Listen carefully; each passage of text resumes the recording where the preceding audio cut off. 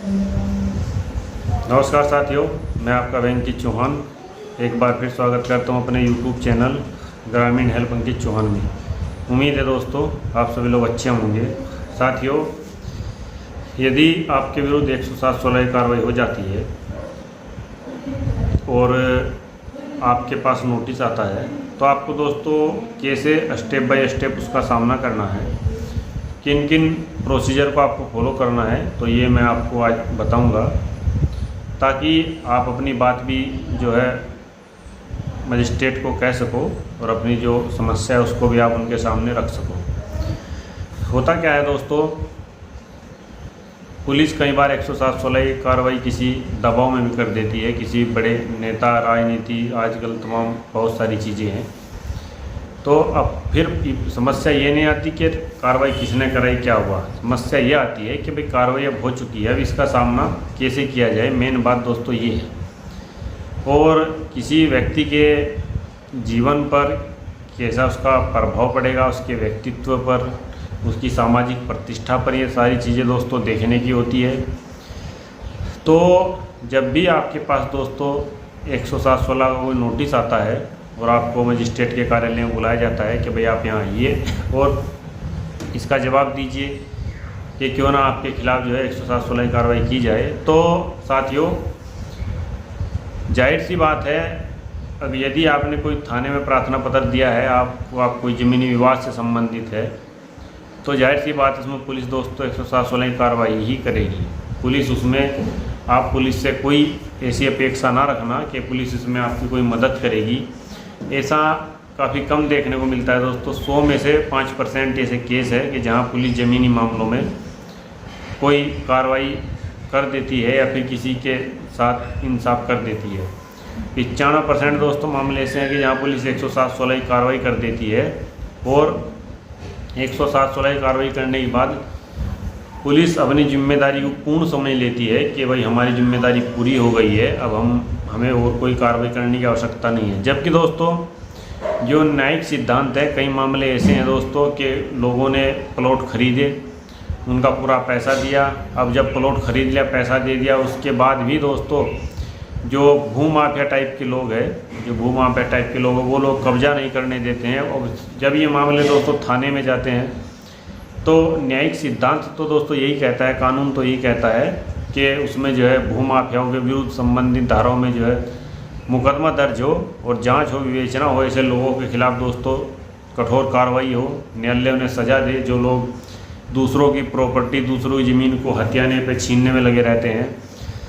लेकिन ये दुर्भाग्य है साथियों कि पुलिस ऐसा ना करके 107/16 की कार्रवाई कर देती है और 107/16 की कार्रवाई करने के बाद पुलिस ये समझती है कि हमने अपनी कार्रवाई कर दी है, हमने अपनी जिम्मेदारी का निर्वहन कर दिया है। एक लोक सेवक होने के नाते, समाज की मित्र होने के नाते, जैसा दोस्तों कहा जाता है कि पुलिस समाज की मित्र है और ये है और वो है, तो ये दोस्तों कैसी मित्रता है, ना जाने ऐसे ही कितने बेकसूर लोग हैं जिनके ऊपर ये मुकदमे ठोक दिए जाते हैं। SC ST एक्ट के भी मुकदमे लगा दिए जाते हैं दोस्तों। तो पुलिस की छवि जो है समाज में दोस्तों अच्छी नहीं है, इस बात से हर व्यक्ति जो है परिचित है। लेकिन मैं यहाँ पर दोस्तों बात करूँगा 107/16 की। मान लीजिए आपके पास 107/16 का नोटिस आता है, तो सबसे पहले तो दोस्तों SDM आपसे यही पूछता है अपने उस नोटिस के माध्यम से कि भाई आप ये बताइए मेरे कार्यालय में फला तारीख को उपस्थित होकर कि आपके विरुद्ध जो ये 107/16 की कार्रवाई है ये क्यों ना की जाए। तो आपको उसमें साथियों कारण बताना है, एक एप्लीकेशन लिखनी है और दोस्तों उसमें जो भी घटनाक्रम आपके साथ हुआ है शुरू से लेकर लास्ट तक, वो सारी बातें, सारी चीज़ें आप स्टेप बाय स्टेप उसमें लिखोगे। उसके साथ जो आपके पास सबूत है, डॉक्यूमेंट है, कुछ भी है दोस्तों, वीडियो है, वो सारी आप उसके साथ लगाओगे और अपना जवाब जो है मजिस्ट्रेट के कार्यालय में जो भी तारीख लगी है आपके मामले में, उस तारीख को जाएंगे और उसमें प्रस्तुत कर देंगे दोस्तों। वो जवाब दे करके दोस्तों आप उसका एक रिसीविंग भी ले लेंगे। उसका लाभ दोस्तों ये होगा कि जो मजिस्ट्रेट होगा, मजिस्ट्रेट उस आपके मामले का दोबारा अवलोकन करेगा, आपकी फ़ाइल का अवलोकन करेगा, ये देखेगा कि पुलिस ने किस आधार पर 107/16 की सिफारिश की है, कितना दम है पुलिस के प्रतिवेदन में। पुलिस ने अपने प्रतिवेदन के साथ और क्या लगाया दोस्तों कि किसी व्यक्ति का कोई क्रिमिनल बैकग्राउंड हो या फिर कोई व्यक्ति किसी मुकदमे में कभी रहा हो, वांछित रहा हो या फिर कहीं बलवे में शामिल रहा हो। तो ये सारी बातें देखने की जिम्मेदारी जो है दोस्तों संबंधित मजिस्ट्रेट की है, जिसको जो है 107/16 प्रोसीडिंग जो है शुरू करनी है। लेकिन अब वो लोग भी दोस्तों इतना नहीं देख पाते हैं, क्योंकि ना ही उन्हें इतना समय है और ना ही इतनी गहनता से किसी फाइल का वो अवलोकन करते हैं। बस वो तो सीधे गलत हो या सही 107/16 का नोटिस जारी कर देते हैं। तो नंबर 1 बात तो दोस्तों मैंने आपको जो बताई, आपको उसमें लिखित जवाब देना है। यदि एसडीएम इस बात से संतुष्ट हो जाता है कि हाँ ये कार्रवाई जो हुई है ये थोड़ा जल्दबाजी में इनके विरुद्ध हुई या गलत हो गई, तो वो 107/16 की कार्रवाई दोस्तों वहीं ड्रॉप हो जाएगी, वहीं बंद हो जाएगी और आपको जमानत करवाने की कोई आवश्यकता नहीं पड़ेगी। नंबर 2 दोस्तों, जब वो कार्रवाई ड्रॉप हो जाएगी तो आप उसकी एक नकल ले लीजिए और नकल ले जाकर थाने में दे दीजिए और थाने से भी आपका रिकॉर्ड हटा देंगे जब कार्रवाई आपकी ड्रॉप हो जाएगी। तो ये अगर पहले स्टेप पर ये चीज़ होती है तो। अब दूसरा स्टेप दोस्तों क्या है कि मान लीजिए आपने कुछ किया ही नहीं है दोस्तों, आप अपने आउट ऑफ शहर है या फिर आउट ऑफ कंट्री है या आउट ऑफ स्टेट में रह रहे हैं आप, तो ऐसी स्थिति में आप दोस्तों हाई कोर्ट जा सकते हो। हाई कोर्ट में जाकर आप रिट लगा सकते हो और हाई कोर्ट में जाकर आप ये कह सकते हो कि श्रीमान अमुक अमुक दिनांक को मैं इस जगह उपस्थित था और पुलिस ने मेरी उपस्थिति फला जगह दिखाकर मेरे विरुद्ध 107/16 का मुकदमा कर दिया, जो कि मेरे मौलिक अधिकारों का हनन है। और दोस्तों जब आप हाई कोर्ट में जाते हो तो हाई कोर्ट ऐसे मामलों के प्रति काफ़ी गंभीर है। हाई कोर्ट ऐसे मामलों दोस्तों जुर्माना भी लगाती है और जो लोग इस तरह की कार्रवाई लोगों के विरुद्ध करते हैं, लोगों को झूठा फंसाते हैं, पुलिस है, एसडीएम या कोई भी है, तो ऐसे लोगों के विरुद्ध जो है दोस्तों कठोर कार्रवाई भी जो है न्यायालय करता है। क्योंकि दोस्तों हाई कोर्ट के पास जो है इमेंस पावर है, काफ़ी शक्ति है दोस्तों। तो दूसरा स्टेप दोस्तों ये है। और देखिए यदि मान लीजिए काफ़ी लोग दोस्तों ऐसे हैं समाज में, हमारे हिंदुस्तान में, कि हाई कोर्ट भी आज के समय में हर व्यक्ति नहीं जा सकता है, क्योंकि दोस्तों काफ़ी खर्चा हो जाता है, वकीलों की फीस। अब मान लीजिए दोस्तों, चलिए आपने जमानत ही करा ली। अब जमानत कराने के बाद आपने अपना मुकदमा लड़ा, 5-6 तारीख ले, कम से कम 6 महीने केस चलते हैं। अब मुकदमा लड़ने के बाद दोस्तों आपके केस में डिसीजन आ गया है 107/16 में और आपको बाइज्जत बरी कर दिया गया है। तो जैसे ही आप दोस्तों बाइज्जत बरी हो जाते हैं, जैसे यानी कि आपका केस ख़त्म हो जाता है, तो आप एक नकल सवाल वहाँ किसी वकील से डलवा दीजिए अपने केस में कि साहब जो इस केस का आखिरी जो फैसला है, मजिस्ट्रेट ने जो आदेश किया उसकी मुझे सर्टिस्फाइड कॉपी दे दीजिए।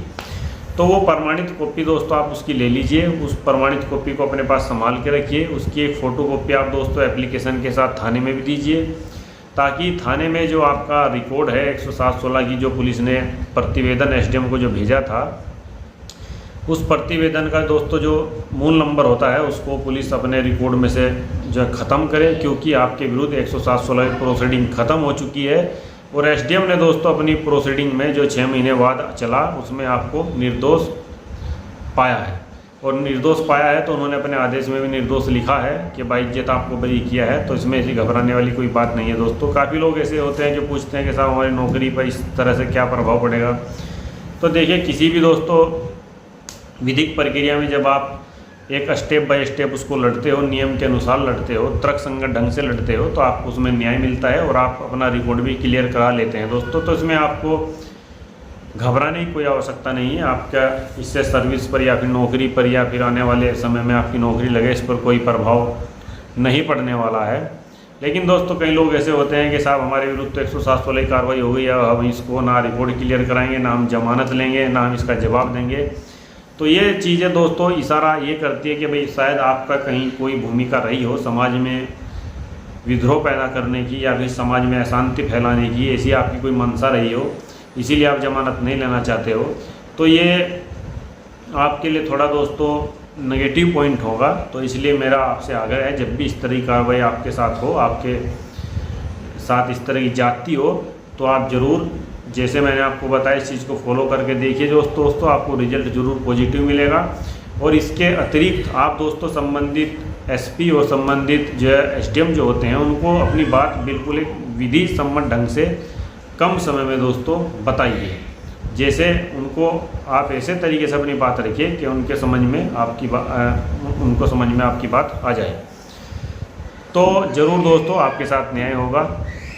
और मैं दोस्तों तमाम ऐसे ही वीडियो बनाता रहता हूं और RT एक्ट के ऊपर भी मेरी चर्चा चलती रहती है, RT भी मैं लगाता रहता हूं। दूसरा RTI के ऊपर ये मेरा चैनल भी है, वीडियो बना रखी है मैंने काफ़ी सारी। तो वीडियो यदि साथियों आपको अच्छी लगी हो तो मेरी वीडियो को आप शेयर कर दीजिए करें और चैनल को दोस्तों आप हमारे सब्सक्राइब करें। मैं फिर मिलता हूं साथियों किसी दूसरी वीडियो में। दोस्तों मैं हूं अंकित चौहान, यूट्यूब चैनल ग्रामीण हेल्प अंकित चौहान से। आज दोस्तों एक नागरिक होने के नाते मैंने अपनी ड्यूटी का पालन किया।